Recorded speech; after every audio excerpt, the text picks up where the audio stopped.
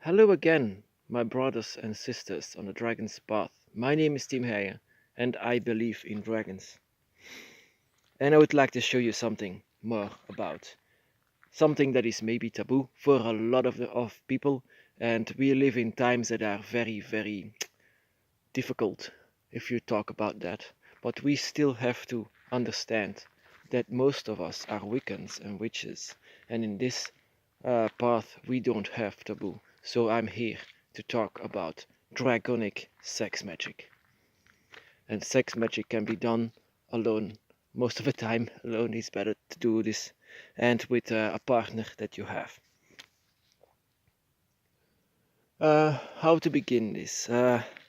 What sex magic actually does in the Dragon's Path is that it reaches you and the dragon together. I mean, this place is where the dragon is, this is where you are.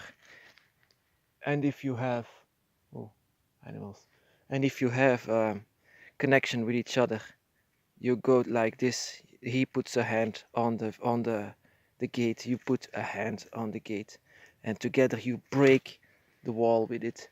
When it comes to draconic magic, there is no greater there's no greater proof that you love your dragon. I mean, this is not something wrong. It has a lot of energy. It has a lot of power, and this power is always um, it's always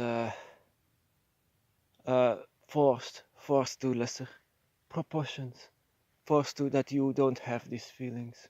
It's sad that this is a case. This is just like mirror magic, like I mentioned before, but with more draconic energy.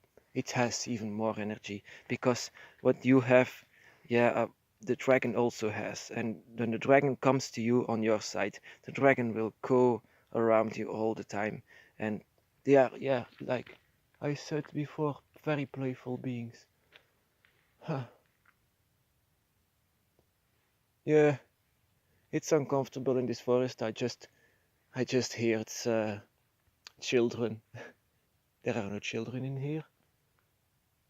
Oh man, so haunted. So yeah, what I want to tell you actually that we are on the path of the dragon, and the dragon's path is our left-hand path, and the left-hand path, please don't have any taboo because that is just silly. You don't have to do this. We lived in a Christian society, but that is over now. So now you can use this very well. The energy has in you when the dragon comes to you, that is amazing. Inside of you there is a dragon growing all the time. Of course you're gonna have feelings for the dragon because you are part one of your in your soul, and that is why you can feel these needs. Sometimes it can sometimes do that, sometimes it doesn't, and that the reason for that is that your guardian is a mother, and a mother, yeah, even then you can feel something for the dragon, but because it's your mother you won't do this, you won't have these feelings. But in most cases they yeah, they have, you can have that, and even then, even if it is your mother, there is still a dragon inside of you growing. Of course this is gonna have feelings when it merges with your human energy, with your human body, with your human soul. And dragon sex magic can be done in very playful ways, as long as you wanted it, as long as you can let yourself be guided by your mind, the dragon inside of you and the dragon around you. Let yourself be guided by them, and whatever you want, how you like it, that is the way to do it. It is a much more easier than having meditations and things like that. But because even when you do this, you can see sometimes through the dragon's gate in some cases.